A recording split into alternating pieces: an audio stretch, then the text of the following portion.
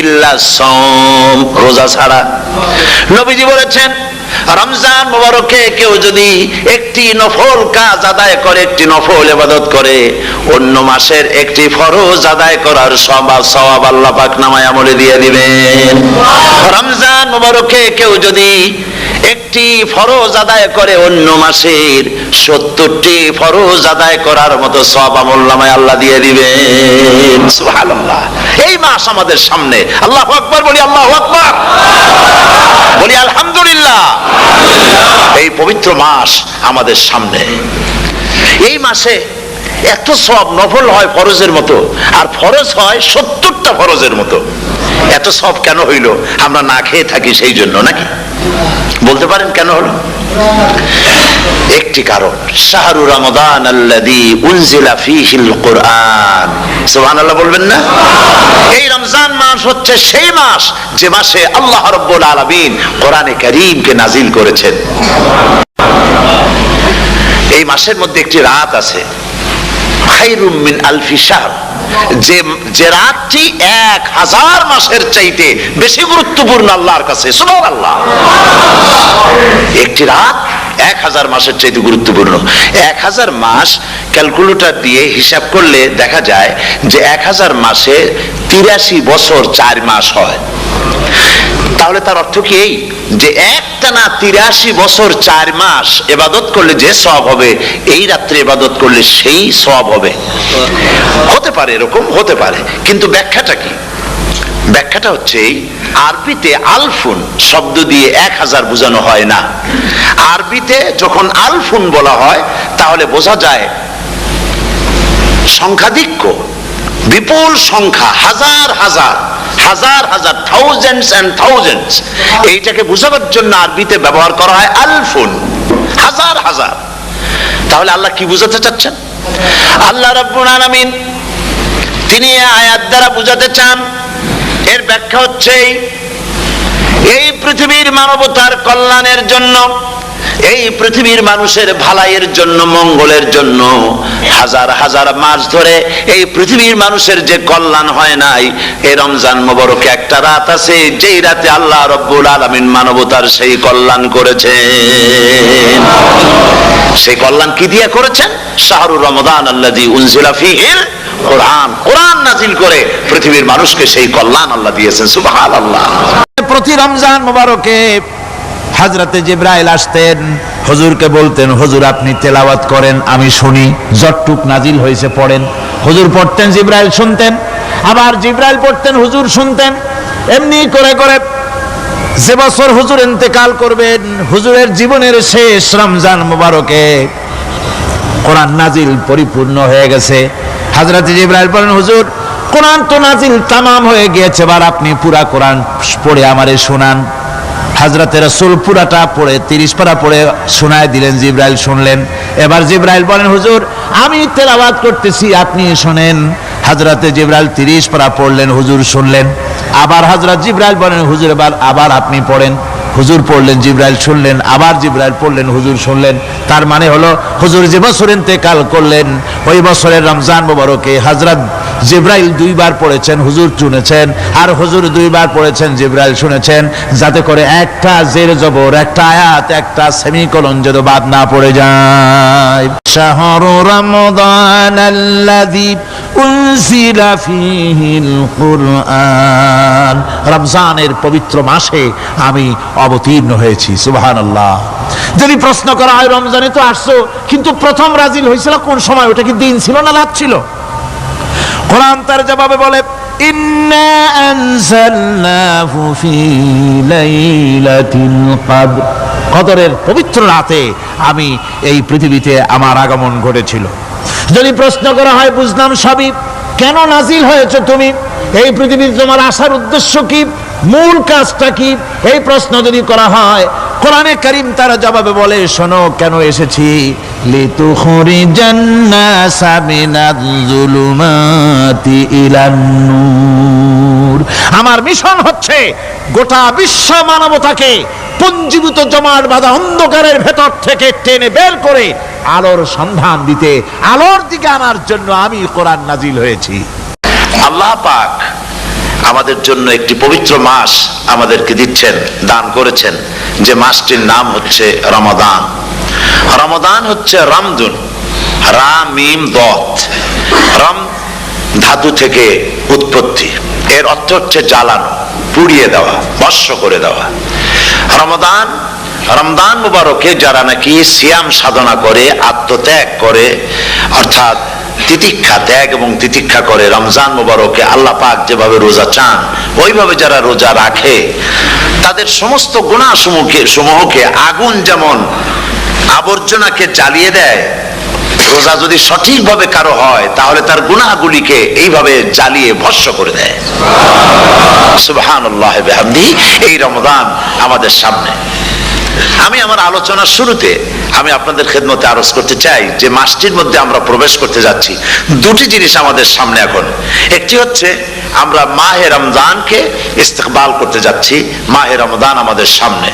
দোয়া করে নেই যে আল্লাহ পাক এই পবিত্র রমজানের সম্মান করার মতো তৌফিক আমাদেরকে দান করো, আর যেভাবে রোজা রাখলে পরে তুমি খুশি হও সেইভাবে আমাদেরকে রোজা রাখার তৌফিক দান করো, বলি আমিন। এটি হচ্ছে সর্বশ্রেষ্ঠ মাস আল্লাহ পাক মুসলমানদের জন্য দান করেছেন। আবারও বলি আলহামদুলিল্লাহ। কোরআন শরীফের মধ্যে আল্লাহ সমস্ত ইবাদতের কথা বলেছেন, কিন্তু ডিটেইলস আলোচনা করেন নাই। হজ করতে হবে, কিন্তু উকুফে আরাফা করতে হবে, রমিয়ে হেজার করতে হবে, রমিয়ে জেবার করতে হবে, তারপরে 7 বার তাওয়াফ করতে হবে, সাফা মারওয়া সাই করতে হবে। এগুলি কিন্তু কোরআন শরীফে আসে নাই, ডিটেইলস আসে নাই। নামাজ পড়তে হবে, কিন্তু জোহরে কয় রাকাত, আসরে কয় রাকাত, মাগরিবে কয় রাকাত, এই রাকাতগুলি কিভাবে বিন্যস্ত করতে হবে কোরআন শরীফে তা আসে নাই, বর্ণনা করা হয়নি। যাকাত দিতে হবে, কিন্তু কত টাকা হলে কত টাকা দিতে হবে, কত মন ধান হলে কতটুকু দিতে হবে, কত ছাগল হলে, কত গরু হলে, কত পরিমাণ সোনা হলে, কত পরিমাণ রৌপ্য মজুদ থাকলে যাকাত দিতে হবে, এর বিস্তারিত বিবরণ কোরআন শরীফে আসে নাই। চিন্তা হতে পারে যে তাহলে এগুলো আমরা পাইলাম কই? আমরা পেয়েছি কোরআনের ব্যাখ্যা হচ্ছে রাসূল করিম সাল্লাল্লাহু আলাইহি ওয়াসাল্লাম, হুজুর এটাকে আমাদেরকে বলে দিয়েছেন। তিনি সারে ছিলেন, শরীয়ত প্রণেতা ছিলেন। তো সমস্ত ইবাদতকে আল্লাহ পাক সংক্ষেপে সংক্ষেপে তিনি আউটলাইন অথবা গাইডলাইন তিনি দিয়েছেন আল্লাহ পাক। রমজান মুবারক হচ্ছে একমাত্র ইবাদত যে রমজান সম্পর্কে আল্লাহ পাক ডিটেইলস পূর্ণ একটি রুকু আল্লাহ পাক আলোচনা করেছেন। সুবহানাল্লাহ। রোজা শুরু করবেন কোনখান থেকে, শেষ করবেন কোথায় গিয়ে, সফরে প্লেনে যখন চলবেন তখন আপনার রোজার অবস্থা কি হবে, যদি দেশে যান তখন কি হবে, অসুস্থ হলে কি হবে, কিভাবে রোজা রাখবেন, কিভাবে রোজা ভাঙবেন, তারপরে কখন শুরু হবে, কখন কি হবে ইত্যাদি বিস্তারিত বিবরণ। রোজার মতো করে এত অন্য কোন ইবাদতের ব্যাপারে আল্লাহ এতটা বলেন নাই যতটা বলেছেন রোজার ব্যাপারে। তাহলে নিশ্চয়ই বুঝতে পারছেন রোজাটা অত্যন্ত গুরুত্বপূর্ণ ইবাদত। সবটাই গুরুত্বপূর্ণ, কিন্তু রোজাটা আল্লাহর কাছে বেশি গুরুত্বপূর্ণ। সুবহানাল্লাহ। আচ্ছা, বেশি গুরুত্বপূর্ণ কেন সে কথা কি বলবো? অবশ্যই বলবো। বেশি গুরুত্ব এই কারণে, আল্লাহ পাক বলেছেন, এটা হচ্ছে হাদিসে কুদসি, আল্লাহ পাক বলেছেন আস-সাওমু লি ওয়া আনা আজজি বিহি। অন্য রিওয়ায়াতে এসেছে ওয়া আনা উজজা বিহি। আস-সাওমু লি, রোজা হলো আমার জন্য। কে বলতেছেন বলুন তো? আল্লাহ পাক বলছেন রোজা হচ্ছে আমার জন্য, রোজার পুরস্কার আমি দেব। অন্য বর্ণনায় এসেছে রোজা আমার জন্য আর রোজাদারের পুরস্কার আমি আল্লাহ নিজেই পুরস্কার। সুবহানাল্লাহ, সুবহানাল্লাহ। তাহলে প্রশ্ন আসে, আল্লাহ পাক বলছেন রোজা আমার জন্য, আস-সাওমু লি। আল্লাহ তো একথা কোথাও বলেননি আজ-যাকাতু লি, আস-সালাতু লি, আল-হাজ্জু লি। রোজা আমার কি বলে, যাকাত আমার জন্য, হজ আমার জন্য, নামাজ আমার জন্য, একথা কিন্তু আল্লাহ বলেন নাই। অবশ্যই আমরা যাকাত হোক, নামাজ হোক, হজ হোক কার জন্য করি? আল্লাহর জন্য করি। রমজানের ব্যাপারে আল্লাহ খাস করেছেন যে আস-সাওমু লি, রোজা আমার জন্য। এই কথাটার অর্থ কি, তাৎপর্য কি, ব্যাখ্যা কি, সিগনিফিকেন্স কি? এর সিগনিফিকেন্স হচ্ছে এই যে প্রত্যেকটা ইবাদতের দুটি ধরন আছে। কয়টা ধরন বলুন তো? দুটি ধরন। একটি ধরন হচ্ছে বাহ্যিক আর একটা হচ্ছে আভ্যন্তরীণ। প্রত্যেকটা ইবাদতের দুটি দিক আছে, একটা মানুষকে দেখানো আর একটা ভেতরের। যেমন নামাজ, একটি লোক নামাজ পড়ে না, কিন্তু এমন একটা সমাবেশের মধ্যে পড়ে গেছে সবাই নামাজ পড়ে। এখন আমি যদি নামাজ না পড়ি তাহলে লোকে বলবে কি? তখন উযু আছে কি না আছে দাঁড়ায় গেল। আল্লাহু আকবার। তাহলে দেখা গেল নামাজ আল্লাহর জন্য পড়ে, আবার মানুষের জন্য দেখাবার জন্য করে। যাকাত এটা দেয় মানুষে, তার নিয়তটাকে আল্লাহ পাক ভালো জানেন। কিন্তু কিছু লোক তেমন আছে যাকাতের নামে লুঙ্গি, আমাদের দেশে আছে, এখানে কি করে আমি জানি না, লুঙ্গি শাড়ি কিনে তারপরে বাড়িতে সব জমা করে এরপরে গরিবদের দাওয়াত দেয় এবং সকলকে দেখায় দেখায় এভাবে লুঙ্গি দিল শাড়ি দিল, লোকেরা দেখলো যে যাকাত দিল, খুব যাকাত দিয়েছে। কোরবানির ব্যাপারে এভাবে বিরাট একটা গরু কিনলো, কিনে মানুষকে দেখাইলো। চট্টগ্রামে আছে সবচেয়ে বড় দামের গরু একটা কিনে গরুর গলায় মালা একটা পরাইয়া তারপরে শহর ঘুরায়। এখন অবশ্য এটা কমে গেছে আগের থেকে অনেক, মানুষ দেখুক যে অমুকে এই গরুটা কোরবানি করেছে। এটা কি কোরবানির জন্য হলো না মানুষকে দেখাবার জন্য হলো? হজ, টাকা আছে, লোকেরা বলবো কি যে এত টাকার মালিক তাও হজে যায় না, সুতরাং যাই একটু হজ করে আসি। তাহলে হজ করা গেল, আবার মানুষকে দেখাবার জন্য করলো, দুটি জিনিস আছে। কিন্তু একমাত্র রোজা, একমাত্র রোজা, রোজা যদি কেউ রাখে মানুষকে দেখাবার জন্য সকাল থেকে শুরু করে সন্ধ্যা পর্যন্ত না খাইয়া কোনো পাগলও থাকবে না। বলেন আপনারা ঠিক কিনা? সে তো মানুষকে দেখাবার জন্য দাঁত টাত পরিষ্কার করে নিল আর দুপুরে ভাত খাই নিল, বউতেও টের পাইল না। পারবে কিনা? পারবে। টয়লেটে গিয়ে খাই নিল ভালো করে, কোন একটা আড়াল জায়গা নিয়ে খেয়ে গেল, বাচ্চাও দেখলো না বউতেও দেখলো না, খেয়ে নিল। তাহলে সে তো রোজা রাখলো না। আল্লাহ পাক বলছেন আসসামুলি, রোজা হচ্ছে আমার জন্য, যে রোজা রাখে আমার জন্যই রাখে, মানুষকে দেখাবার জন্য সারাদিন না খাইয়ে থাকার কোনো প্রশ্নই ওঠে না। সুবহানাল্লাহ। সুতরাং রোজা যে রাখলো সে আমার জন্যই রাখলো। ওয়া আনা আজজি বিহি, রোজার পুরস্কার আমি আমার হাত দিয়ে দেব। সুবহানাল্লাহ, আমার হাত দিয়ে দেব।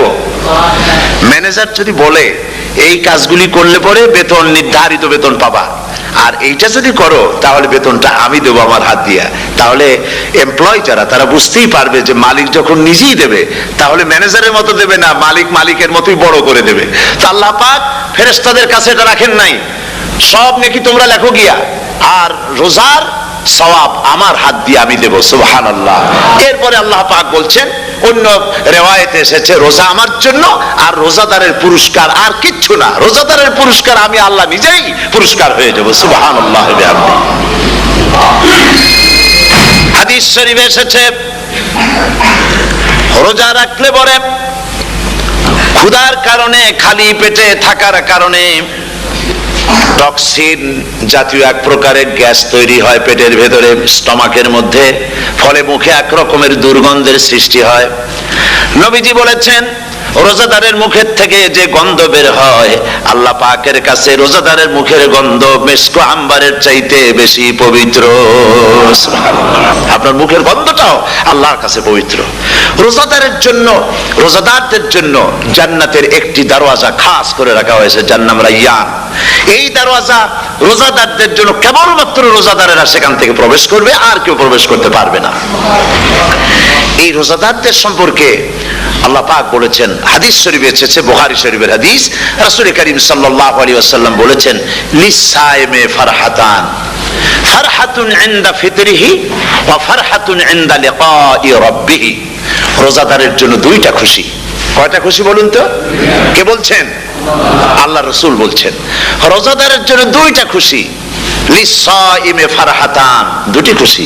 ফারহাতুন ইনদা ফিতরিহি, একটা খুশি হচ্ছে ইফতারের সময়।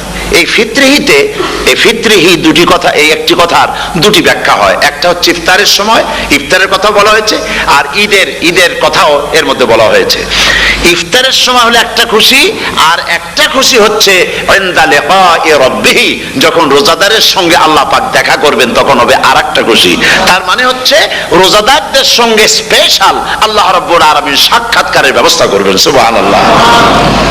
তাহলে দুটি জিনিস হলো, একটা হলো ইফতারের জন্য দুটা, রোজাদারের জন্য দুটা খুশি, একটা হলো ইফতারের সময়, আর একটা হচ্ছে আল্লাহর সঙ্গে যখন দেখা করবে। তো ইফতারের যে খুশিটা, এই খুশি রোজাদার ছাড়া কেউ বুঝবে না। ইফতার সারাদিন রোজা রাখার পর সামনে পেঁয়াজি, বেগুনি, সালাদ, তরমুজ, মিষ্টি, তারপরে আম্বালা সুইট মিটের নানান রকমের মিষ্টি, এরপরে মুড়ি, কত কিছু সব সামনে নিয়ে বসে আছে। দেখছেন অবস্থা? সমস্ত কিছু সামনে বসা, ঘড়ির দিকে তাকানো। আপনি যদি 5 মিনিট আগে খান, ফেরেশতা এসে মুখের উপর থাপ্পড় মারবে, বেটা খাইলি কেন? বলবে কেউ? বলবে না। কোন ফেরেশতা লাঠি নিয়ে দাঁড়ায় আছে? দাঁড়ায় নাই। কিন্তু আপনি খাচ্ছেন না কেন? সুবহানাল্লাহ, সুবহানাল্লাহ বলবেন না? অন্তত ১৫০০ বছর আগে আল্লাহ রাব্বুল আলামিন নির্দেশ করে রেখেছেন, সূর্য সাদা হওয়া থেকে, পূর্ব দিগন্ত সাদা হওয়া থেকে শুরু করে পশ্চিম দিগন্তে যখন কালো হয়ে কালো রেখা দেখা দেবে, যখন মাগরিব হয়ে যাবে, সূর্যাস্ত যাবে, ততক্ষণ পানাহার আর স্ত্রী সম্ভোগ থেকে বিরত থাকো। ১৫০০ বছর আগের আল্লাহ রাব্বুল আলামিনের এই নোটিশ কিভাবে কার্যকরী হচ্ছে উম্মতের মধ্যে, মুসলমানদের ভেতরে। খাবার সামনে আছে, পিপাসা লেগেছে। এখন তো পিপাসা লাগে না, খুব ঠান্ডার সময়, এখন রোজা রাখতে খুব মজা হবে, তাই না? খুব মজার রোজা। কিন্তু এই রোজা যখন জুন মাস আর জুলাই মাসে আসবে, তখন টের পায় মানুষ রোজা কাকে বলে। প্রচন্ড পিপাসা, সামনে সব খাবার পড়ে আছে, একটা খাবারের দিকে রোজাদারের হাত যায় না, ঘড়ির দিকে তাকায় আর চুপ করে বসে বসে আল্লাহর জিকির করতে থাকে। আল্লাহ কয়, ফেরেশতারা দেখ, এই বান্দা বানাইতে নিষেধ করছিলি, সুবহানাল্লাহ। আল্লাহ খুশি হয়ে যান। রোজাদার অপেক্ষা করতে থাকে, ঠিক যখন কাটায় কাটায় সময়টা এসে গেছে, তখন আল্লাহর নাম করে খুরমা দিয়ে পানি দিয়ে ইফতার শুরু করে দিল। আল্লাহ পাক খুশি হয়ে গেলেন। এই যে ইফতার, সারাদিন রোজা রাখা ইফতার করায় যে মজা, রোজা রাখলো না এরকম লোকেরাও কিন্তু ইফতার করে, করে না? পুরান ঢাকায় আছে, ঢাকার তো কয়েকটা এলাকা আছে, পুরান ঢাকার লোকেরা নাকি বলে যে, যারা রোজা রাখে না তারা বলে যে রোজা না রাখে একরকম পাপ করছি, আর ইফতার না করিয়া কবিরা গুনাহ করবো নাকি, ইফতার তো করাই লাগবে। তো খুব মজা করে ইফতার করে তারা। তো সারাদিন রোজা রেখে পেঁয়াজি, ছোলা, বুট, মুড়ি খাওয়ায় যে মজা, সারাদিন ভাত খাইয়া তারপরে ইফতারের শরীক হওয়া, ছাগলে ঘাস খাইলে যেমন লাগে ওইরকম তার মুখে লাগে, এই মজা পাবে না। রোজাদারের যে মজা লাগে সেই মজা সে পাবে না। সারা মাস রোজা থাকার পর, আল্লাহর হুকুম মেনে সারা রাত রোজা রাখার পর, তারপরে ঈদের দিনে জামা কাপড় পরিষ্কার করে, শেরওয়ানি গায়ে লাগাইয়া, পাঞ্জাবি পরে, আতর মেখে, এরপরে ঈদের জামাতে যখন দাঁড়ায় যায়, সে যে মজা পায়, সারা মাস রোজা রেখে ঈদের জামাতে গিয়ে সে যে মজা পায়, যে রোজা রাখলো না, ঈদের দিনে খুব জামা, পাজামা, সেন্ট এগুলো মেখে টেকে প্রথম কাতারে গিয়ে দাঁড়ায় গেছে, ও সেই মজা পাবে না। ওর মনের মধ্যে একটা চোর চোর ভাব থেকেই যায়। সে মনে মনে ভাবে, এই জামাত আমার না, জোর করে আসছি, এইখানে দাঁড়াবার যোগ্যতা আমার নাই। মনের মধ্যে সে একটা অপরাধী ফিল করে, সে ফিল করতে থাকে। সুতরাং রোজাদারের জন্য দুইটা খুশি, একটা হচ্ছে ইফতারের সময়, আর একটা খুশি হবে যখন আল্লাহ তাদেরকে দেখা দেবেন। সুবহানাল্লাহ। এই রোজা আল্লাহ পাক দান করেছেন। আচ্ছা, কি জন্য রোজা আমাদের দিলেন? এই জন্য দিয়েছেন যে একটা মাস পৃথিবীর মুসলমানরা না খেয়ে থাকুক দিনের বেলায়, ওই না খেয়ে থাকার যে খাবারগুলি বাঁচবে, এগুলি আল্লাহ অন্য কোন এলাকার মানুষদের খাওয়াবেন নাকি? এই জন্য করেছেন রোজা, এই জন্য করেন নাই। রোজার ফজিলত আল্লাহর নবী বলেছেন, রমজান মুবারকের এত ফজিলত, মানুষ যখন কোন ইবাদত করে, আল্লাহ পাক সেই ইবাদতের নেক আমলের সওয়াব 10 থেকে শুরু করে 700 পর্যন্ত বাড়ায় দেন। 10 থেকে শুরু করে 700 করে 700 বাড়ায় দেন, ইল্লা সাওম, রোজা ছাড়া। নবীজি বলেছেন, রমজান মুবারকে কেউ যদি একটি নফল কাজ আদায় করে, একটি নফল ইবাদত করে, অন্য মাসের একটি ফরজ আদায় করার সওয়াব আল্লাহ পাক নামায়ে আমলে দিয়ে দিবেন। রমজান মুবারকে কেউ যদি একটি ফরজ আদায় করে, অন্য মাসের 70টি ফরজ আদায় করার মতো সওয়াব আমলনামায় আল্লাহ দিয়ে দিবেন। সুবহানাল্লাহ। এই মাস আমাদের সামনে, আল্লাহু আকবার বলি, আল্লাহু আকবার বলি, আলহামদুলিল্লাহ। এই পবিত্র মাস আমাদের সামনে, এই মাসে এত সওয়াব, নফল হয় ফরজের মতো, আর ফরজ হয় 70টা ফরজের মতো। এত সওয়াব কেন হইল? আমরা না খেয়ে থাকি সেই জন্য নাকি? বলতে পারেন কেন হলো? একটি কারণ, শাহরু রমাদান আল্লাযী উনজিলা ফীহিল কুরআন। সুবহানাল্লাহ বলবেন না? এই রমজান মাস হচ্ছে সেই মাস যে মাসে আল্লাহ রাব্বুল আলামিন কোরআনে কারীমকে নাজিল করেছেন। এই মাসের মধ্যে একটি রাত আছে, খায়রুম মিন আলফি শাহর, যে যে রাতটি 1000 মাসের চাইতে বেশি গুরুত্বপূর্ণ আল্লাহর কাছে। সুবহানাল্লাহ। একটি রাত 1000 মাসের চাইতে গুরুত্বপূর্ণ। 1000 মাস ক্যালকুলেটর দিয়ে হিসাব করলে দেখা যায় যে 1000 মাসে 83 বছর 4 মাস হয়। তাহলে তার অর্থ কি এই যে একটানা 83 বছর 4 মাস ইবাদত করলে যে সওয়াব হবে, এই রাত্রে ইবাদত করলে সেই সওয়াব হবে। হতে পারে, এরকম হতে পারে, কিন্তু ব্যাখ্যাটা কি? ব্যাখ্যাটা হচ্ছে এই, আরবিতে আলফুন শব্দ দিয়ে 1000 বোঝানো হয় না। আরবিতে যখন আলফুন বলা হয় তাহলে বোঝা যায় সংখ্যাধিক্য, বিপুল সংখ্যা, হাজার হাজার হাজার হাজার, থাউজেন্ডস এন্ড থাউজেন্ডস। এইটাকে বোঝাবার জন্য আরবিতে ব্যবহার করা হয় আলফুন, হাজার হাজার। তাহলে আল্লাহ কি বুঝাতে চাচ্ছেন? আল্লাহ রাব্বুল আলামিন তিনি আয়াত দ্বারা বুঝাতে চান, এর ব্যাখ্যা হচ্ছে এই পৃথিবীর মানবতার কল্যাণের জন্য, এই পৃথিবীর মানুষের ভালাইয়ের জন্য, মঙ্গলের জন্য হাজার হাজার মাস ধরে এই পৃথিবীর মানুষের যে কল্যাণ হয় নাই, এই রমজান মোবারকে একটা রাত আছে যেই রাতে আল্লাহ রাব্বুল আলামিন মানবতার সেই কল্যাণ করেছেন। সেই কল্যাণ কি দিয়ে করেছেন? শাহরুর রমাদান আল্লাযী উনজিলা ফীহিল কোরআন, কোরআন নাজিল করে পৃথিবীর মানুষকে সেই কল্যাণ আল্লাহ দিয়েছেন। সুবহানাল্লাহ। বন্ধুগণ, কোরআন, কোরআন কি নিয়ামত আমাদের কাছে! সেই নিয়ামতকে আমরা চিনলাম না, আমরা বুঝতে পারলাম না কত বড় নিয়ামত আল্লাহ আমাদের দান করেছেন। এই কোরআন যেন আপনি শুনতে পারেন, পড়তে পারেন, বুঝতে পারেন, সেই জন্য আল্লাহ রাব্বুল আলামিন শরিয়াত কি সুন্দর ব্যবস্থা করেছে। কোরআন শোনার জন্য রমজান মুবারকে তারাবিহের নামাজের ব্যবস্থা করা হয়েছে। সুবহানাল্লাহ, সুবহানাল্লাহ। যারা সব সময় পড়তে পারেন না, কোরআন তেলাওয়াত জানেন না, অথবা সারা বছর এক খতম কোরআন শরীফ পড়া হয় না, শরিয়াত কি সুন্দর বিধান করলো যে আপনি যেন 30 পারা কোরআন শরীফ শুনতে পারেন, এই ব্যবস্থা তারাবিহের নামাজের মধ্যে শরিয়াত করে দিয়েছে। আলহামদুলিল্লাহ, আলহামদুলিল্লাহ। যাদের টাকা কড়ি আছে আমি তাদেরকে অনুরোধ করব, যদি পারেন তাহলে মেহেরবানি করে রমজান মুবারকে উমরা পালন করবেন। আমি উমরার নিয়ত করে এসেছি, ঢাকা থেকে উমরার নিয়ত করে এসেছি, আপনাদেরকে দেখে গেলাম। আর আমি এখান থেকে ডাইরেক্ট মদিনা মুনাওয়ারায় চলে যাব ইনশাআল্লাহ। লাইলাতুল কদর পর্যন্ত হারামাইনুশ শরীফাইনে কাটাতে চাই, নিয়ত করেছি। আপনারা দোয়া করুন আল্লাহ যেন কবুল করেন।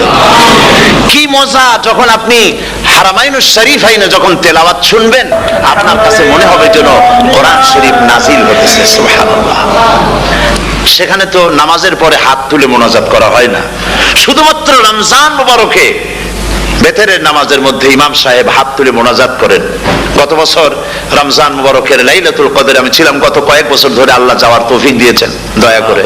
সেখানে লাইলাতুল কদরে পত্রিকাগুলি লিখেছে 30 লাখের উপরে লোক ছিল মক্কা শরীফের, হারাম শরীফে 30 লাখের উপরে।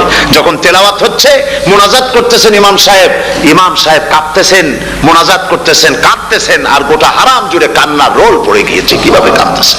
সারাদিন মানুষ রোজা রেখে তারপর ইফতার করতে যখন বসে, আমি সেই জান্নাতের কথা কেমনে আপনাদের বুঝাবো? রসগোল্লা কেমন লাগে বক্তৃতা দিয়ে 6 ঘন্টা বক্তৃতা দিয়েও বোঝানো যাবে না। যদি মুখের মধ্যে ঢুকাইতে পারি তাহলে বুঝবেন যে মজাটা কি। এটা তো আমি বুঝাইতে পারবো না কি মজাটা লাগে। সারাদিন রোজা রাখার পর সমস্ত লক্ষ লক্ষ মুসল্লিরা বসে আছে মক্কা শরীফে, কাবা শরীফ সামনে, এখানে বসে আছে। রোজাদারের সামনে আছে জমজমের পানি আর মদিনা মুনাওয়ারার খুরমা, আল্লাহর ঘর সামনে। জান্নাতের থেকে আর কাকে বলে! সুবহানাল্লাহ। আর মসজিদে নববীর ভিতরে মদিনার আকর্ষণ কাশাস আলাদা। মদিনা শরীফের আপনাকে যদি পাইয়া যায় কোন আরব, কোন মাদানী, আপনারা ছাড়বি না, আদর করে পাশে বসাবে, তোমারে আমি এই জিনিস খাওয়াবো, এইটা দিয়ে ইফতার করাবো, আমার কাছ দিয়ে তুমি উঠতেই পারবে না, আপনাকে জোর করে বসায় দিবে। মসজিদে নববীতে রিয়াদুল জান্নাহ রাসূল করিম সাল্লাল্লাহু আলাইহি ওয়াসাল্লামের কবর শরীফের কাছে বসে আপনি ইফতার করতেছেন, কত বড় নসিব! সেই জন্য আমি বলি, হলিডে করার জন্য আমেরিকা, সিঙ্গাপুর, হাবিজাবি এই সমস্ত ঘুরে কোনো লাভ নাই। হলিডে করতে চান, রমজান মুবারকে চলে যান হারামাইনুশ শরীফাইন, মদিনা আল মুনাওয়ারা, মক্কা আল মুকাররমা। কপাল খুলে যাবে, জিন্দেগীর সমস্ত গুনাহ খাতা আল্লাহ পাক মাফ করে দিবেন। রাসূল করিম সাল্লাল্লাহু আলাইহি ওয়াসাল্লাম বলেছেন, রমজান মুবারকে যে উমরা করলো সেজন্য হজ আদায় করলো, সুবহানাল্লাহ। অন্য রিওয়ায়াতে এসেছে যে ব্যক্তি রমজান মুবারকে উমরা করলো সেজন্য আমার সাথে হজ আদায় করলো, সুবহানাল্লাহ। তো বলতেছিলাম যে কোরআনে কারীম হচ্ছে একটি বিরাট নিয়ামত, এই নিয়ামত শোনানো হয় রমজান মুবারকে। আমি এবার এসে খুব খুশি হলাম একথা শুনে যে ইস্ট লন্ডন মসজিদ তারা একটা ব্যবস্থা করেছে, সুন্দর একটা রেডিও তারা আবিষ্কার করেছে, না কি করছেন আপনারা? ট্রান্সমিটার তৈরি করেছেন। ওনারা ওখানে রেডিও বিক্রি করেন, আপনারা বহুটা খরচ করেছেন, তারা হাজার হাজার পাউন্ড খরচ করে টাওয়ার বানিয়েছেন এবং একটা ফ্রিকোয়েন্সি তারা নিজেরা নিয়েছেন, আর রেডিওগুলি 125 পাউন্ড করে ওনারা দিচ্ছেন খরচ হিসেবে। এটা যারা নিয়ে যায় ঘরের মধ্যে বসে তারাবিহের তেলাওয়াত তারা শুনতে পাবেন। মহিলারা অনেক সময় আসতে পারেন না, মহিলারা ঘরে বসে শুনতে পারবেন। ওই ইস্ট লন্ডন মসজিদে যত ওয়াজ হবে, তেলাওয়াত হবে, নামাজ হবে, আজান হবে, ওয়াজ হবে, জিকির হবে, সব আপনার ঘরে বসে আপনি শুনতে পারবেন। আল্লাহ রাব্বুল আলামিন এই ইকদামকে, এই পদক্ষেপকে আল্লাহ কবুল করুন, সবাই বলেন আমিন। এবং প্রত্যেকের ঘরে ঘরে এই রেডিও পৌঁছে যাক, আমরা বলি আমিন। আল্লাহ যেন কবুল করেন। আপনি ঘরে বসে মসজিদের সমস্ত প্রোগ্রাম পেতে পারবেন। আর কি সুন্দর সেখানে যিনি তেলাওয়াত করেন, আজান দেন, আলহামদুলিল্লাহ, তার আজান শুনলে পরে তো মনে হয় যে আমি মক্কা শরীফে চলে গেছি, মদিনায় চলে গেছি। আর তেলাওয়াত কত সুন্দর, আলহামদুলিল্লাহ। আল্লাহ তার প্রতি রহম করুন, আমরা বলি আমিন। সুতরাং বলতেছিলাম যে এই পবিত্র রমজানুল মুবারক এটি কি, জিনিসটা কি, জিনিসটা বোঝাবার জন্য আমি বলি, যেমন এই ঘড়িটা এটা কেনার পর 2-1 বছর পর এটা ফাস্ট হয় অথবা কি হয়, স্লো হয়ে যায়। তখন এটাকে সারার জন্য আমরা হসপিটালে দেই। হসপিটাল মানে লন্ডন হসপিটাল না, ঘড়িরও হসপিটাল আছে, তো ঘড়ির হসপিটালে দিলাম। ওরা এটাকে দেখে শুনে ওয়াইলিং করে টরে দিল ঠিক মতো। একবার যদি ঠিক করে দিল, আবার আমার 1-2 বছর চললো, আর কোনো ডিস্টার্ব করবে না, ঠিক কিনা? আপনার গাড়ির ইঞ্জিন যদি কোনো রকমের অসুবিধা করে, তাহলে গাড়ির ইঞ্জিনকে ওভারহোলিং করতে হয়, ইঞ্জিন ডাউন দিতে হয়। একবার যদি ইঞ্জিন ডাউন দিলেন, ওভারহোলিং করলেন, তাহলে আপনার এই গাড়ি 5-6 বছরের জন্য আর হাত দিতে হবে না। এই কথাগুলি বুঝতে পারছেন কিনা? সারা জীবন, সারা মাস অন্যায় করার পরে, গুনাহ করার পরে মানুষের অন্তঃকরণে কালিমা লেগে যায়। আল্লাহ রাব্বুল আলামিন রমজান মুবারকের একটা ব্যবস্থা করেছেন, ইঞ্জিন ওভারহোলিং এর মতো, ইঞ্জিন ডাউন দেওয়ার মতো। আপনার কলবকে, আপনার আত্মাকে, আপনার বিবেককে, আমার বিবেককে পরিষ্কার করার জন্য রমজান মাস করে দিয়েছেন। রমজান মুবারকের একটি মাসের কোর্স যদি কমপ্লিট করা যায়, তাকওয়া দিয়া যদি ভরে দেওয়া যায়, তাহলে বাকি 11 মাস আরামসে চলবে, কোনো অসুবিধা হবে না। নবীজি বলেছেন রমজান মুবারকে মাস আসার সঙ্গে সঙ্গে আল্লাহ রাব্বুল আলামিন তিনি জান্নাতের সমস্ত দরজাগুলি খুলে দেন, আর জাহান্নামের সব দরজাগুলি আল্লাহ রাব্বুল আলামিন বন্ধ করে দেন। সুবহানাল্লাহ। আর শয়তানকে শৃঙ্খল দিয়ে বেঁধে ফেলা হয়, শিকল দিয়ে শয়তানকে বাঁধা হয়ে যায়। এই হাদিসটা যখনই শোনাই বিভিন্ন জায়গায়, লোকেরা বিভিন্ন জায়গায় প্রশ্ন করে, হুজুর কোন তো যে শয়তানরে বাঁধতে হয়, কিন্তু রমজান মাস হতো লোকেরা মদ খায়, মিথ্যা কথা কয়, তাহলে শয়তান বাঁধা থাকবো কেমনে? আমি বলি দেখেন, এরও ব্যাখ্যা আছে। এর ব্যাখ্যা হলো এই, কোন ঘড়ি আছে একবার চাবি দিলে 6 মাস চলে, আর একবার চাবি দিলে 2 বছর চলে, আবার চাবি দিলে লাইফ চলে যায়। এরকমের ঘড়িও আছে। কোন মানুষের শয়তানে এমন চাবি দিছে যে চাবিতে 6 মাস চলে, কোনটায় 10 মাস চলে, কোনটায় বছর চলে। রোজার মাসেও যারা গুনাহ করে, শয়তানে এমন চাবি দিছে যে রোজার মাসেও বন্ধ হচ্ছে না। এরা শয়তানের খপ্পরে পড়ে গেছে। আল্লাহ এই চাবি থেকে মুসলমানদেরকে হেফাজত করুন, বলি আমিন। জোরে বলেন আমিন। শয়তান থেকে পানাহ কেউ দিতে পারে না, কোন গভর্নমেন্ট পারবে না। ব্রিটিশ গভর্নমেন্ট পারবে নাকি? American government? কেউ পারবে না। শয়তান থেকে পানাহা দিতে পারে কেবলমাত্র কে? ওই আল্লাহ রাব্বুল আলামিন আমাদেরকে শিখায় দিয়েছেন, শয়তানের ওয়াসওয়াসা থেকে আমার কাছে পানাহা চাও। আউযু বিল্লাহি মিনাশ শাইতানির রাজিম। বিতাড়িত মরদুদ শয়তানের ওয়াসওয়াসা থেকে পানাহা চাই, আল্লাহর কাছে পানাহা চাও। আল্লাহ পাক বলেন আমি পানাহা দিতে পারি শয়তানের ওয়াসওয়াসা থেকে। শয়তান থেকে আশ্রয় একমাত্র সিকিউরড, নিরাপত্তা পেয়েছেন আল্লাহর পয়গম্বরেরা। সুবহানাল্লাহ। আম্বিয়া আলাইহিমুস সালাম তারা আল্লাহ কর্তৃক নিয়ন্ত্রিত, শয়তানের ক্ষমতা নাই পয়গম্বরদের কাছে যাওয়া, চতুর সীমানার ভেতরে শয়তান প্রবেশ করে কোন নবীকে ওয়াসওয়াসা দিতে পারবে না। বলি সুবহানাল্লাহ। এই জন্য শয়তান থেকে বেঁচে যাওয়া, শয়তানের ওয়াসওয়াসা থেকে বাঁচা খুবই কঠিন। সেই জন্য আল্লাহ পাক বলছে শয়তানকে বেঁধে রাখা হয়, জান্নাতের সমস্ত দরজা খোলা, জাহান্নামের সমস্ত দরজা বন্ধ হয়ে যায়। এই নিয়ামতের মাস আমাদের সামনে। প্রত্যেকটি যখন কোন ওয়ার্কশপ হয়, তো ওয়ার্কশপের জন্য এক একটা কি বলে সিলেবাস থাকে। রমজান মুবারক একটা ওয়ার্কশপ। এই ওয়ার্কশপের মধ্যে একটা সিলেবাস আছে, সেই সিলেবাসের নাম হচ্ছে কোরআন। কোরআন কোরআন কোরআন নাজিলের মাসে আমরা কি কোরআন তেলাওয়াত করি? বলেন। রোজা হচ্ছে, হাদিস শরীফের মধ্যে বলা হয়েছে আস-সাওমু জুন্নাহ, রোজা হচ্ছে ঢাল। রোজা কি কন্ত? ঢাল বোঝেন তো? ঢাল কি? প্রোটেক্টর। আপনি জিহাদের ময়দানে, যুদ্ধের ময়দানে নিরাপত্তার জন্য, বাইরের থেকে আক্রমণকে ফিরাবার জন্য কি ব্যবহার করেন? ঢাল ব্যবহার করেন। রোজা হচ্ছে ঢাল, শয়তানের সমস্ত আক্রমণ থেকে বাঁচার জন্য রোজা হচ্ছে ঢাল।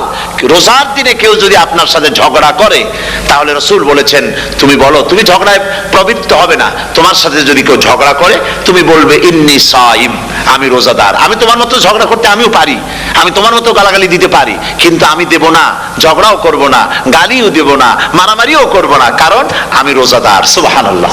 রোজা আপনাকে গুনাহ থেকে বাঁচায় দেবে। দেখেন রোজা কিভাবে গুনাহ থেকে বাঁচায়। মিথ্যেবাদী, মিথ্যেবাদী সারাক্ষণ মিথ্যে কথা বলে, কিন্তু রোজার মাস আসছে। এখন মিথ্যাবাদী যারা, তাদের ঘনিষ্ঠ লোকদের কাছে শুনেছি যে তারা বলে, যদি কোনো লোক দিনের বেলা এসে যায় আর এমন কথা, যে কথা বলতে গেলে মিথ্যা বলা ছাড়া উপায় নাই তার জন্য, সে তখন বলে ভাই তুমি তো অসময় আসছো, এখন আমি খুব ব্যস্ত, আই এম ভেরি বিজি, তুমি রাত্রে আসো। কথা বুঝতে পেরেছেন তো? রোজা হচ্ছে কি? রোজাটা কি বলে? ঢাল।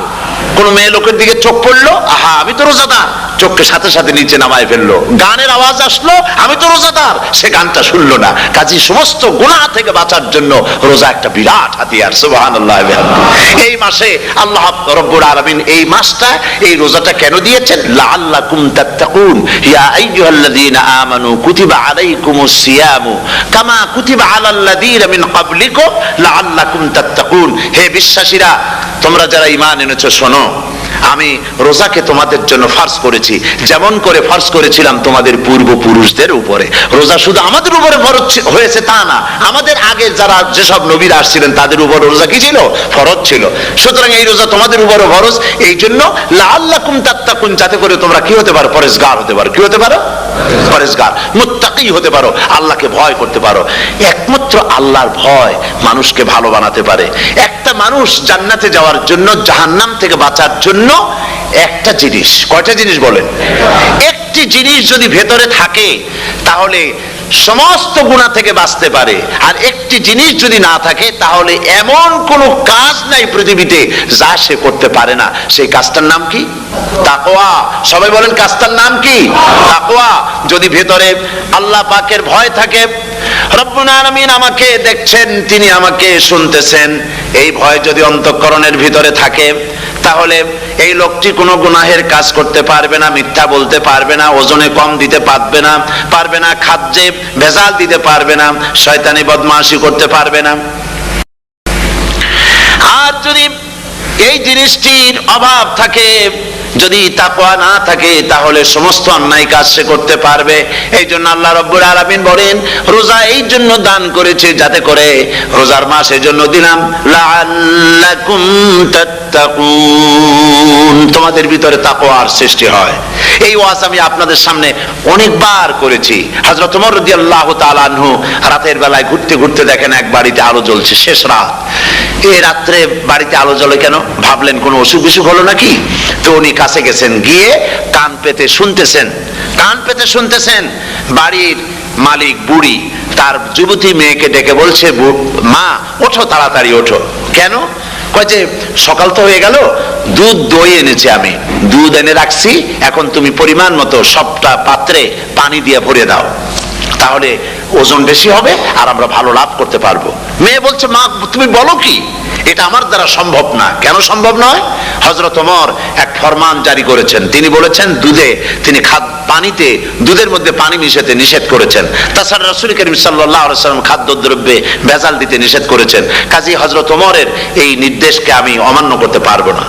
মা বলছে, দেখো ওমর এখন তো ঘুমাইতেছে, এত রাত্রে তিনি কি এখানে আসছেন নাকি আমাদের এই কারবার দেখতে? তুমি পানি মিশাও ইচ্ছে মতো। মেয়ে বলছে, মা হযরত ওমর ঘুমাতে পারেন, তার পুলিশেরা, তার গোয়েন্দা বিভাগের লোকেরা ঘুমাতে পারেন, হযরত ওমরের চোখকে ফাঁকি দেওয়া যাবে, হযরত ওমরের পুলিশকে ফাঁকি দেওয়া যেতে পারে, কিন্তু আল্লাহ রাব্বুল আলামিনের চোখকে ফাঁকি দেওয়া যাবে না। আমার পক্ষে সম্ভব নয়, আমি দুধে পানি মিশাতে পারবো না। হযরত ওমর রাদিয়াল্লাহু তাআলা চলে গেলেন, গিয়ে তার ছেলেকে ডেকে বললেন, ছেলে আমি তো এখন বুড়া হয়ে গেছি, আমার বিয়ের বয়স নাই, আমি একটা মেয়ের খোঁজ নিয়ে আসছি, যদি আমার বয়স থাকতো এই মেয়েটার আমি বিয়ে করতাম। সুবহানাল্লাহ, সুবহানাল্লাহ। এই মেয়েটা তুমি খোঁজ নাও, যদি বিয়ে না হয়ে থাকে তুমি প্রস্তাব দাও বিবাহের। কি সৌন্দর্য তিনি দেখলেন মেয়েটার মধ্যে, স্বাস্থ্য, রূপ, যৌবন, কি দেখলেন? তাকওয়া। জোরে বলেন না, কি দেখলেন? তাকওয়া। এই তাকওয়া তিনি দেখলেন। এই তাকওয়ার উপরে ভিত্তি করে আমিরুল মুমিনিন, অর্ধেকটা পৃথিবীর প্রেসিডেন্ট, খলিফাতুল মুসলিমিন, আমিরুল মুমিনিন হযরত ওমর তার ছেলের জন্য পুত্রবধূ করে তাকে ঘরে নিয়ে আসলেন। সুবহানাল্লাহ। ফায়দা কি হলো? ফায়দা এই হলো, এই মেয়ের গর্ভে যে মেয়ে হলো, সেই মেয়ের গর্ভে যে মেয়ে হলো, সেই মেয়ের গর্ভে ফারুকে সানি হযরত ওমর ইবনে আব্দুল আজিজ রাহমাতুল্লাহ আলাইহির মতো ফারুকে সানি আল্লাহ দান করে দিলেন। সুবহানাল্লাহ ওয়া বিহামদি। এটার নাম হচ্ছে তাকওয়া। এই তাকওয়ার ব্যাপারে হযরত ওমর রাদিয়াল্লাহু তাআলা আনহু তিনি হযরত কাব বিন উবাই রাদিয়াল্লাহু তাআলা আনহুকে জিজ্ঞেস করেছিলেন যে তাকওয়ার একটা ব্যাখ্যা আপনি কি আমাকে বলতে পারেন, তাকওয়ার ব্যাখ্যাটা কি? তিনি বললেন, হ্যাঁ পারি। কি ব্যাখ্যা? তিনি বললেন যে দেখুন, তাকওয়ার ব্যাখ্যা হচ্ছে এই যে সংকীর্ণ একটি রাস্তা, সরু ন্যারো একটা রোড, এই ন্যারো রোডের দুই দিকে আছে কাঁটাযুক্ত লতা পাতা, এই কাঁটাযুক্ত লতা পাতার মধ্য দিয়ে এই সরু রাস্তা দিয়ে আপনি যখন যাবেন তো কিভাবে যাবেন? হযরত ওমর বললেন, আমার জামা কাপড় এইভাবে খুব আটোসাটো করে আমরা যাব, যাতে করে গায়ের চামড়াও না ছেড়ে আমার জামাও যাতে না ছেড়ে যায়। হযরতে কাব বিন উবাই রাদিয়াল্লাহু তাআলা আনহু বলছেন, এটার নামই হচ্ছে তাকওয়া। এটার নাম কি? তাকওয়া। এটার নাম হচ্ছে তাকওয়া। দুনিয়ার অসংখ্য পাপের ভেতর থেকে আপনি চলে যাবেন, পাপ যেন আপনাকে স্পর্শ করতে না পারে। এটার নাম তাকওয়া। বাইন মাছ নিশ্চয়ই খেয়েছেন আপনারা, না লন্ডনে পাওয়া যায় না? পাওয়া যায়। এই বাইন মাছ যারা খেয়েছেন আপনারা, আমি জানি না আপনারা জানেন কিনা, বাইন মাছ কোথায় থাকে? পানিতে থাকে না কাদায় থাকে? মাশাআল্লাহ, বাইন মাছ থাকে কাদার মধ্যে। কিন্তু এই বাইন মাছ যারা ধরেছে তাদের মুখে শুনেছি আমি যে বাইন মাছ থাকে কাদায়, ওকে যখন ধরে টেনে বের করায় কাদার মধ্যে থেকে এক ফোঁটা কাদা ওর গায়ে নাই। এই কলুষিত সমাজ, পাপে ভরপুর। গ্রেট ব্রিটেন, আমেরিকা, পাশ্চাত্য, আমাদের দেশ, সর্বত্র পাপ আর পাপ। এই পাপের মধ্যে বাইন মাছ শুধু খাইয়েন না, ওর কাছ থেকে শিক্ষাও গ্রহণ করেন। ও যেমন কাদার মধ্যে থাকে, কাদা ওর গায়ে লাগে না, আপনিও এই সমাজের মধ্যে আপনি আপনার কাজ চালিয়ে যান, পাপ যেন আপনাকে স্পর্শ না করে। আল্লাহ যেন পাপের থেকে আমাদের বাঁচান। আমরা বলি আমিন, সবাই বলেন আমিন। এটার নাম হচ্ছে তাকওয়া। আর তাকওয়া লম্বা জামায় তাকওয়া হয় না, লম্বা দাড়িতে তাকওয়া হয় না, পাগড়ি একটা বানলেই তাকওয়া হয় না। রাসূলুল্লাহ সাল্লাল্লাহু আলাইহি ওয়াসাল্লাম বলছেন তাকওয়া হা হুনা, হা হুনা, হা হুনা, তিনবার বলেছেন, বুকের দিকে দেখায় বলেছেন তাকওয়া হা হুনা। তাকওয়া হচ্ছে এখানে। এর অর্থ এই নয় যে আমি দাড়িকে আমি ছোট করে দেখছি, জামাকে ছোট করে দেখছি, তা নয়। কিন্তু বলছি যে তাকওয়াটা হচ্ছে অন্তরের ভেতরে। এই অন্তরের ভেতর থেকেই এটার বহির প্রকাশ হতে হবে। আপনার কথায়, আপনার বলায়, আপনার ওঠায়, আপনার বসায়, আপনার চালচলনে, আপনার বিয়ে শাদীতে, আপনার ব্যবসা বাণিজ্যের সর্বত্র তাকওয়ার ছাপ প্রদর্শিত হতে হবে। তাহলেই আমার মধ্যে তাকওয়া এসেছে বলে প্রমাণ হবে। আর এটাই আল্লাহ পাক চান। রমজান মুবারকে তোমাদের মধ্যে তাকওয়া সৃষ্টি হোক। রোজা সম্পর্কে এই কথাগুলি আমি বলে নিলাম। প্রথম 10 দিন শুধু রহমত নাজিল হবে, দ্বিতীয় 10 দিনে আল্লাহ পাক শুধু মাফ করতে থাকবেন, আর তৃতীয় 10 দিনে আল্লাহ পাক জাহান্নাম থেকে মুক্ত করে দিবেন। সুবহানাল্লাহ। রমজানে মক্কা শরীফে মদিনা শরীফে ছোট্ট একটা বাচ্চাও ঘুমায় না, অন্তত 5-7 বছর 8-10 বছর বয়স হয়ে গেছে এরকম বাচ্চা সারা রাত্রে 1 সেকেন্ডের মধ্যে ঘুমায় না, সমস্ত লোক জাগে, ফজরের নামাজ পড়তে গিয়ে ঘুমায়, সব সমানে 2 হাতে নেকি কামাই করে। নেকি কামাইয়ের মৌসুমে বাহার, রমজান হচ্ছে নেকি কামাইয়ের বসন্তকাল। আপনারা যেন খবরদার মিস করবেন না, খবরদার এই মাসটা পুরোপুরি কাজে লাগাবার জন্য মায়েরা, আমার মায়েরা, বোনেরা, মেহেরবানি করে এই মাসটা কাজে লাগাবেন। গীবত গাইবেন না, রাগারাগি করবেন না, ঝগড়াঝাটি করবেন না, মিথ্যা কথা বলবেন না, তেলাওয়াত, জিকির, আজগার। আর পুরুষেরাও এই জিকির আজগারের মধ্যে, মানুষকে ভালো কাজের আদেশ করার মধ্যে যা আজকে আল্লাহ আমার দিয়ে বলাইলেন, এই কাজগুলি আমি এবং আপনারা সবাই যেন আমল করতে পারি, আল্লাহ তৌফিক দান করুন।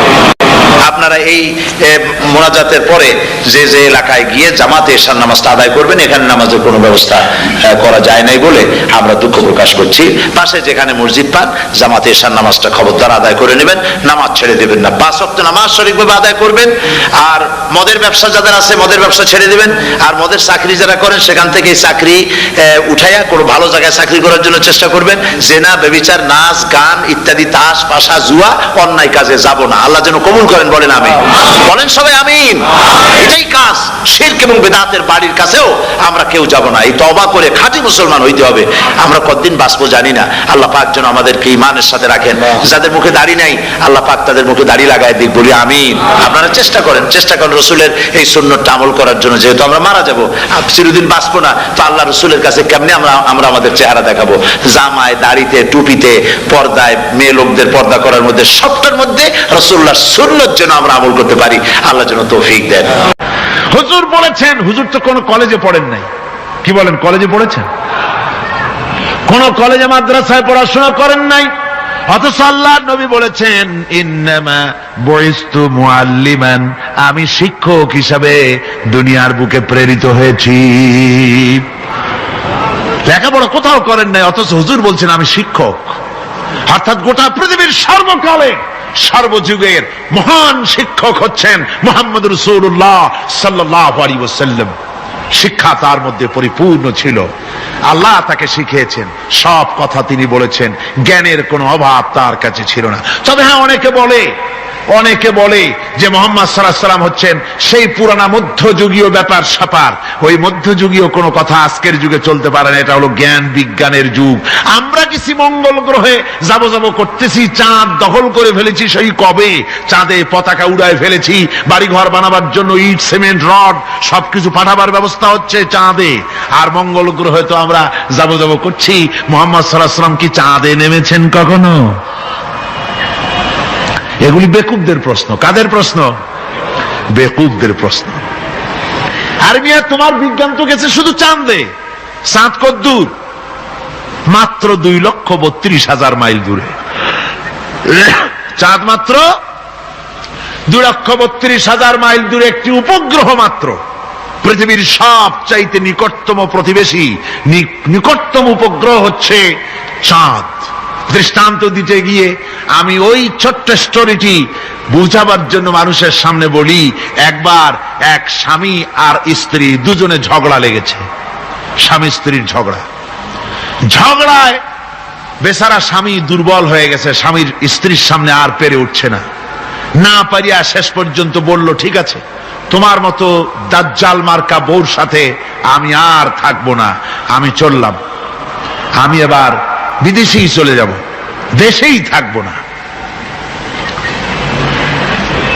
স্ত্রী কিছু বলতেছে না। স্বামী দেখে যে সন্ধ্যা পর্যন্ত স্ত্রী তাকে সাধেও না, মহা সমস্যা। বলেও বেচারা মুসিবতে পড়েছে, প্রেস্টিজ কনসার্ন হয়েছে, ইজ্জতের ব্যাপার। শেষ পর্যন্ত জায়নামাজ, বালিশ টালিশ পেছাইয়া বিদেশের উদ্দেশ্যে নিজেকে তৈরি করে বারান্দায় নেমে বলল যে মাগরিবের রক্ত যখন হয়েই গেল, মাগরিবটা পড়ে নেই। মাগরিব পড়েছে, দোয়া তাসবিহ ইত্যাদি পড়ছে, দেখেনি স্ত্রীর পক্ষ থেকে কোনো কি দাওয়াত আসে যে আপনার যাইয়া কাম নাই। তো স্ত্রী বেচারিও বুঝে ফেলেছে তার স্বামীর দৌরত্ব কত দূর, সেই জন্য সেও আর কিছু ক্ষয় হয় না। এশা রক্ত যখন হয়ে গেছে, তখন বিড় করে স্বামী বেচারা বলছে, মানুষ না কাউয়ার জাত। সন্ধ্যার আগে ছিলাম কোথায় আর এখন আসলাম কোথায়। বউ ঘরে বসে কয় যে বুঝছি, আর যাওয়া লাগবে না বিদেশে। ঘরের থেকে বারান্দায় নামি তুমি বলো মানুষ না কাউয়ের জাত, সন্ধ্যায় ছিলা কোথায় এখন নামছো কোথায়। তোমার আর বিদেশে যায় কাম নাই, তুমি ঘরে এসে মশারির মধ্যে ঢোকো। বুঝলেন? তো পৃথিবী থেকে মাত্র 2,32,000 মাইল দূরে চাঁদ, সেই চাঁদে অবতরণ করে বলছে মোহাম্মদ সাল্লাল্লাহু আলাইহি ওয়াসাল্লাম কি চাঁদে গেছে? আরে বেকুব, 2,32,000 মাইল দূরের চাঁদ নয়, 9,30,00,000 মাইল দূরের সূর্য নয়, কোটি কোটি সহস্র কোটি মাইল দূরের গ্যালাক্সি নয়, মিল্কি ওয়ে নয়, সমস্ত তারকারাজি গ্রহ পুঞ্জ সব কিছুকে পেরিয়ে গিয়ে 7 আকাশ ফুড়ে মুহাম্মদ সাল্লাল্লাহু আলাইহি সাল্লাম আরশে আজিম ভ্রমণ করেছেন, যা পৃথিবীর কোন বিজ্ঞানের পক্ষে সম্ভব নয়। সুতরাং মুহাম্মদ সাল্লাল্লাহু আলাইহি সাল্লাম সর্বকালের সর্বযুগের সব ব্যাপারে শ্রেষ্ঠ মহান ব্যক্তিত্ব। এরপরে আল্লাহ রাব্বুল আলামিন বলছেন وَخَلَقْنَاكُمْ أَزْوَاجًا, আমি তোমাদের নারী এবং পুরুষের জোড়া পয়দা করেছি। অর্থাৎ এই পৃথিবীতে আল্লাহ রাব্বুল আলামিন মানুষের একটি সেক্স পয়দা করেন নাই, দুটি প্রকার করেছেন, একটি হচ্ছে নারী আর একটি পুরুষ। এই নারী আর পুরুষ আল্লাহ পাকের এটি একটি বিরাট কুদরত। এই নারী এবং পুরুষ সৃষ্টি করে পরস্পর পরস্পরের প্রতি আল্লাহ আকর্ষণ সৃষ্টি করেছেন। দুজনের একের প্রতি অপরের আকর্ষণ আল্লাহ পাক নিজেই সৃষ্টি করে দিয়েছেন। ওয়ামিন আয়াতিহি আন খালাকা লাকুম মিন আনফুসিকুম আজওয়াজান লিতাসকুনু ইলাইহা ওয়াজআলা বাইনাকুম মাওয়াদ্দাতাও ওয়া রাহমা। আমার অনেক নিদর্শনাবলীর মধ্যে এটিও একটি নিদর্শন যে আমি তোমাদের থেকে তোমাদের স্ত্রীদেরকে তোমাদের জোড়া পয়দা করেছি। আর কি করেছি, কেন করেছি? লিতাসকুনু ইলাইহা, যাতে করে তোমরা পরস্পর পরস্পরের কাছ থেকে শান্তি, প্রীতি, প্রেম, ভালোবাসা, মহব্বত লাভ করতে পারো। এটা আমার নিদর্শন একটি। কিরকম নিদর্শন? ভিন্ন পরিবেশে লালিতা পালিতা একটি মেয়ে ভিন্ন পরিবেশে লালিত পালিত একটি পুরুষের সঙ্গে যখন বিবাহ হয়ে যায়, আল্লাহ রাব্বুল আলামিন বলেন আমি তখন একের প্রতি অপরের মহব্বত আর ভালোবাসা আমি আল্লাহ তৈরি করে দেই। ওই মেয়েটি জানার কথা না, মেয়েটির বাড়ি হচ্ছে লংলা, শ্রীমঙ্গল, বিয়ে হয়েছে দিনাজপুর। দিনাজপুরের লোকেরা বোয়াল মাছ খায় না, কিন্তু এখানের লোকেরা বোয়াল মাছ খুব পছন্দ করে। কথা বুঝতে পেরেছে? এখানে কথাবার্তা একরকমের, সেখানের কথাবার্তা আর এক রকমের। এই দুইটা মিলাইয়া খিতে হয়েছে তো খিতে হয়েছে। কথা বুঝতে এখন উপায়টা কি? অথচ এই দুই স্বামী স্ত্রীর মধ্যে আল্লাহ পাক কি মহব্বত পয়দা করে দেন, একজন আরেকজনের জন্য জীবন দিতে প্রস্তুত হয়ে যায়। সুবহানাল্লাহ পড়েন। আল্লাহ রাব্বুল আলামিন বলেন ওয়াজআলা বাইনাকুম মাওয়াদ্দাতান, প্রথমে তো ভালোবাসা সৃষ্টি করি, প্রেম সৃষ্টি করি। বিবাহ হওয়ার পর যে ভালোবাসা হয় বিশেষ উদ্দেশ্যকে সামনে রেখে ওই ভালোবাসা হয়। এরপরে যখন বয়স বাড়তে থাকে, যখন বার্ধক্য আসে, তখন ওই ভালোবাসাটা আর থাকে না যেটা ছিল প্রথম। সেটা আমি ওয়াজআলা বাইনাকুম মাওয়াদ্দাতান ওয়া রাহমা, মাওয়াদ্দা তখন রহমতে পরিণত হয়ে যায়। প্রথমে থাকে একটা প্রেম কেন্দ্রিক ভালোবাসা। পরবর্তী সময় যখন স্বামী বুড়ো হয়ে যায় আর স্ত্রী যখন বুড়ি হয়, তখন আল্লাহ পাক বলেন আমি উভয়ের মধ্যে সহৃদয়তা, করুণার সৃষ্টি করে দেই। পরস্পর পরস্পরের প্রতি আকর্ষণ তখন আরো বাড়িয়ে দেই। একজন আরেকজন ছাড়া চলে না, বুড়ার বুড়ি ছাড়া উপায় থাকে না। ঘরের মধ্যে ফ্রিজ আছে, কালার টিভি আছে, তারপরে সুন্দর বিছানাপত্র আছে, কোনো জিনিসের অভাব নাই বুড়ার। হঠাৎ করে বুড়ি একদিন মারা গেল, বুড়ায় কয় আমি গৃহশূন্য হয়ে গেছি। সব আছে, তারপরেও যে গৃহশূন্য হয়ে গেছি, তার মানে গৃহের প্রাণটাই চলে গেছে। বুড়া বয়সে সন্তান খোঁজ খবর নেয় না, সন্তানের বউ খোঁজ খবর নেয় না। বুড়ার গরম পানিটা, উজুর পানিটা, তার খাবারটা, তার পানটা, তার যা প্রয়োজন বুড়ি সব এগিয়ে নিয়ে আসে। আর বুড়াও বুড়ির জন্য তখন প্রথম জীবনের চাইতে আরো বেশি মহব্বত বাড়ে, বুড়ির দিকে খোঁজ খবর আরো বেশি করে নেয়। ঠিক কিনা কন? বুঝবেন যারা বুড়া আর বুড়ি আছেন। আল্লাহ পাক বলেন এটা আমি করি। কে বলছেন এ কথা? আল্লাহ পাক বলছেন আমি করি। এ মহব্বত আল্লাহর দান। দেখুন রাসূল করিম সাল্লাল্লাহু আলাইহি ওয়াসাল্লামের ঘরে দৌলত ছিল না, কিন্তু মহব্বত দিয়ে ঘরটা ভরা ছিল। সুবহানাল্লাহ বিহামদি। দৌলত ছিল না, মহব্বত দিয়ে ভরা ছিল। হযরত আয়েশা সিদ্দিকা রাদিয়াল্লাহু তাআলা আনহা বলেছেন, আমি গ্লাসে পানি পান করে রেখে দেওয়ার পর রাসূলুল্লাহ গ্লাসটা হাতে নিয়ে আমি যেখানে ঠোঁট লাগিয়ে পানি পান করেছি, আল্লাহ নবী ওইখানেই ঠোঁট লাগায়া পানি পান করতেন। মুহাব্বত। হযরত আয়েশা বলেন, আমি গোশত খেয়ে হাড্ডি খেয়ে হাতে ধরে রেখেছি, খাবো বা রাখবো, আল্লাহ নবী তখন আমার হাতের থেকে গোশত বা হাড্ডিটা আমার হাত থেকে নিয়ে আমি গোশতের যে অংশে কামড় দিয়েছি রাসূলুল্লাহ সেখানে মুখ লাগিয়ে খেতেন। দৌলত ছিল না হুজুরের ঘরে এক ফোঁটাও, কিন্তু মোহব্বত ছিল ঘরটা ভরা। হযরত আয়েশা বলেছেন, রাসূলুল্লাহ কাজ করে কষ্ট করে ঘরের ভিতরে ফিরে যখন দেখেছেন রান্না বান্না সারা হয় নাই, হুজুর ক্ষুধার্ত অথচ আমার রান্না শেষ হয় নাই, নবীজি রাগ করেন নাই, অসন্তুষ্ট হন নাই, ভুরু কুঞ্চিত করেন নাই, চোখ গরম করেন নাই, বরং আমার কাছে বসে রান্না বান্নায় আমাকে আল্লাহর নবী বিশ্ব নবী মুহাম্মদ রাসূলুল্লাহ সাল্লাল্লাহু আলাইহি ওয়াসাল্লাম আমাকে সহযোগিতা করেছেন। স্বামী স্ত্রীর ভালোবাসা হচ্ছে স্বর্গীয় নিয়ামত, জান্নাতের নিয়ামত। সুবহানাল্লাহ পড়েন। যেই ঘরে স্বামী আর স্ত্রীর মধ্যে সাপ আর বেজির সম্পর্ক, দাঁড় কুমড়োর সম্পর্ক, এই ঘরটা যতই বিদেশি আধুনিক সৌন্দর্যের উপকরণ আদি দিয়ে ভরপুর থাকুক না কেন, এই ঘরটা, এই বিল্ডিংটা জাহান্নামের টুকরা।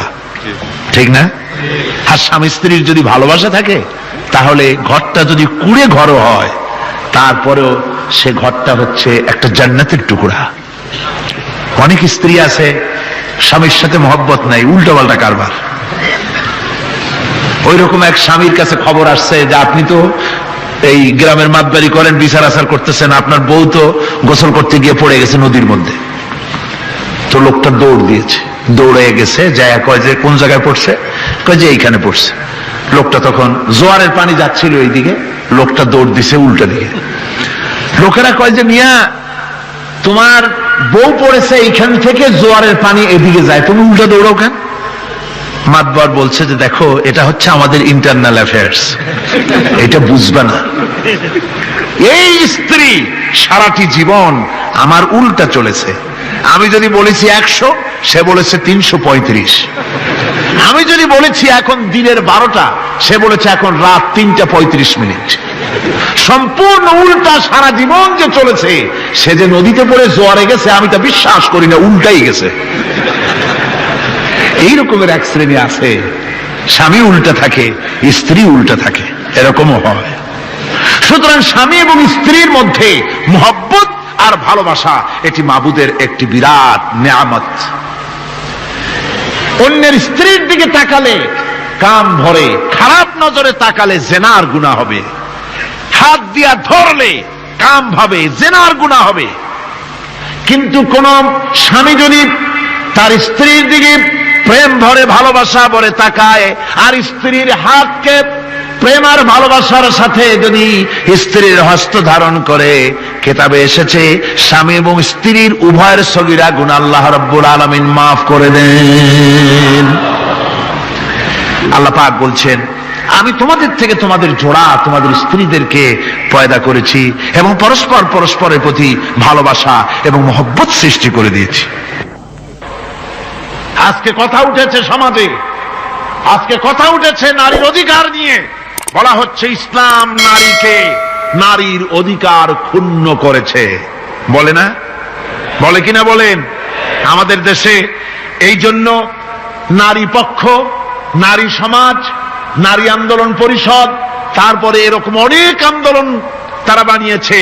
আর পত্র পত্রিকায় নানান রকমের ইসলাম সম্পর্কে তারা লিখছে। একটা পত্রিকা আজকে সকালে আমাকে একজন দিল, তার মধ্যে লিখেছে, হাদিসের বরাত দিয়েছে, তার মধ্যে লিখছে যে রাসূলুল্লাহ বলেছেন পৃথিবীর সব কিছু হচ্ছে ভোগের সামগ্রী, সেই ভোগের মধ্যে উত্তম ভোগের সামগ্রী হচ্ছে নারী। নাউযুবিল্লাহি মিন যালিক। এমন কথা রাসূলুল্লাহ বলেন নাই। হাদিসের নাম দিয়া তারপরে হুজুর যা বলেন নাই সেই সব কথা বলে বলে নারীদেরকে ইসলামের প্রতি বীতশ্রদ্ধ করাবার জন্য চেষ্টা চালানো হচ্ছে। অথচ নারীদের ব্যাপারে মুহাম্মদ সাল্লাল্লাহু আলাইহি ওয়াসাল্লাম সবচাইতে উত্তম কথা বলেছেন। এত সুন্দর কথা পৃথিবীতে আর কেউ বলে নাই, আর কেউ বলে নাই। নারী আজ অধঃপাতিতা, নির্যাতিতা। এই নির্যাতন থেকে, অধঃপতন থেকে নারীকে কে রক্ষা করতে পারে? ইসলাম। জোরে বলেন, কে পারে? কেবলমাত্র ইসলাম পারে, আর কেউ পারে না। নারী যখন তাদেরকে মেয়ে হয়েছে শোনা মাত্র তার বাপ তাকে মাটির নিচে পুঁতে রাখত, আছাড় মেরে মেরে ফেলে দিত। যখন তাদেরকে কবর দিয়ে দিত জীবিত অবস্থায়, সেই সময় রাসূলুল্লাহ এসে নারীদের সম্মান দিলেন, মর্যাদা দিলেন। রাসূলুল্লাহ বললেন, আমার কাছে তিনটা জিনিস প্রিয়, একটি হচ্ছে নামাজ, একটি হচ্ছে সুগন্ধি, আর একটা হচ্ছে স্ত্রী। নারীর যখন কোনো মর্যাদা নাই তখন নারীর মর্যাদা হুজুর দিলেন। যখন কন্যা সন্তান হওয়া আভিজাত্যের বিপরীত, কন্যা সন্তান হওয়া পুরুষের জন্য একটা অপমানকর। এখন আমাদের সমাজেও আছে, স্ত্রী গর্ভবতী হয়েছে, বন্ধুদের কাছে বলে ফেলেছে আগেই, সন্তান হয়ে গেছে কিন্তু কোনো খোঁজ খবর নাই। বন্ধুরা একদিন হঠাৎ জিজ্ঞেস করে, তোমার স্ত্রী গর্ভবতী হয়েছে? তারপরে তা তো অনেক দিনের কথা, কি হইল তা তো বললা না। কয় যে আশা তো করছিলাম হবে ছেলে, কিন্তু হয়েছে মেয়ে, সেই জন্য আর টেলিফোন করা, খবর দেওয়া জরুরত বোধ করিনি। আছে না এমন? আছে। আবার বারবার মেয়ে হয় বলে আমাদের দেশে তালাকের ঘটনা পর্যন্ত আছে। বারবার মেয়ে হয়, ছেলে হয় না মোটেও, তালাক দিয়ে দেয়। আচ্ছা, ওই মেয়েটারই, ওই স্ত্রীরই যদি এখানে হাত থাকে ছেলে বা মেয়ে হওয়ার ব্যাপারে, মানুষের যদি হাত থাকে, তাহলে দায়ী শুধু স্ত্রী হতে যাবে কেন? পুরুষ তুমিও তো দায়ী তাহলে। আসলে ছেলে এবং মেয়ে হওয়ার জন্য স্বামী এবং স্ত্রী কেউ দায়ী নয়। ব্যাপারটি আল্লাহ। ব্যাপারটি কার? আল্লাহ রাব্বুল আলামিন বলেছেন, আমি যাকে খুশি কন্যা দান করি, যাকে খুশি শুধু ছেলে দান করি, যাকে খুশি তারে ছেলেও দেই, মেয়েও দেই, আর যাকে খুশি আমি কিছুই দেই না। সবটাই আমার হাত। সুতরাং রাসূল পাক সাল্লাল্লাহু আলাইহি ওয়াসাল্লাম বলেছেন, খবরদার মেয়েদের বাপকে, মেয়ের বাপকে গালি দিও না। বারবার মেয়ে হয় বলে অনেকে মেয়ের বাপকে গালি দেয়, তাচ্ছিল্য করে, টিটকারি করে। হুজুর বলেছেন, মেয়ের বাপকে বিদ্রুপ করো না, গালি দিও না, যেহেতু আমি মুহাম্মদ সাল্লাল্লাহু আলাইহি ওয়াসাল্লাম মেয়েদের বাপ। রাসূল পাক সাল্লাল্লাহু আলাইহি ওয়াসাল্লাম বলেছেন, যে ঘরে একটা কন্যা সন্তান জন্মগ্রহণ করে, যে ঘরের ভিতরে একটি কন্যা সন্তান জন্মগ্রহণ করে, ওই ঘরের ভিতরে আল্লাহ রাব্বুল আলামিনের রহমতের ফেরেশতা ঢুকে সালাম দেয় আর বলে, আসসালামু আলাইকুম ইয়া আহলাল বাইত, হে ঘরের মালিকেরা, তোমাদের উপরে আল্লাহর রহমত বর্ষিত হোক। রহমতের ফেরেশতারা ঘরের ভিতরে প্রবেশ করে কন্যা সন্তানটির মাথার উপরে হাত বুলায় আর বলতে থাকে, এই দুর্বল দেহ একটি দুর্বল দেহের ভেতর থেকে বেরিয়ে এসেছে, এই কন্যা সন্তানটিকে যে লালন পালন করবে আল্লাহ রাব্বুল আলামিন তাকে শান্তিতে রাখবেন। রাসূল পাক সাল্লাল্লাহু আলাইহি ওয়াসাল্লামের কাছে একজন এসে বলছে, ইয়া রাসূলুল্লাহ, আমার এক মেয়ে। হুজুর কয়, তোমার এক বেহেশত। আর একজন বলল, হুজুর আমার দুই মেয়ে। কয়, তোমার দুই বেহেশত। এরকম হাদিস আছে নাকি যে একজন বললো আমার এক ছেলে, আর হুজুর বলছেন তোমার এক বেহেশত? আছে এমন? সুতরাং মেয়েকে কি মর্যাদা দিয়েছে ইসলাম। রাসূলুল্লাহ বললেন, যার তিনটি মেয়ে আছে আর ওই তিনটি মেয়েকে আদব শিক্ষা দিয়েছে, তারবিয়াত শিক্ষা দিয়েছে, দিন শিক্ষা দিয়েছে, স্নেহ করে স্নেহ দিয়ে লালন পালন করেছে, তারপরে সৎ পাত্রস্থ করেছে ওই মেয়ের লালন পালনকারী মাতা পিতা আর আমি মুহাম্মদ সাল্লাল্লাহু আলাইহি ওয়াসাল্লাম কিয়ামতের দিন একই জান্নাতে পাশাপাশি অবস্থান করব। সুবহানাল্লাহ বিহামদিহি। মেয়ের ব্যাপারে রাসূলুল্লাহ এত কথা বলেছেন, নারীদের ব্যাপারে এত কথা বলেছেন। হুজুর বলেছেন তোমরা যখন সফরে যাবে, সফর থেকে আসার সময় আমরা অনেকে হাদিয়া তোহফা নিয়ে আসি, জামা কাপড় মিষ্টি চকলেট ইত্যাদি আমরা নিয়ে আসি, আনি না? কি বলেন আনি না?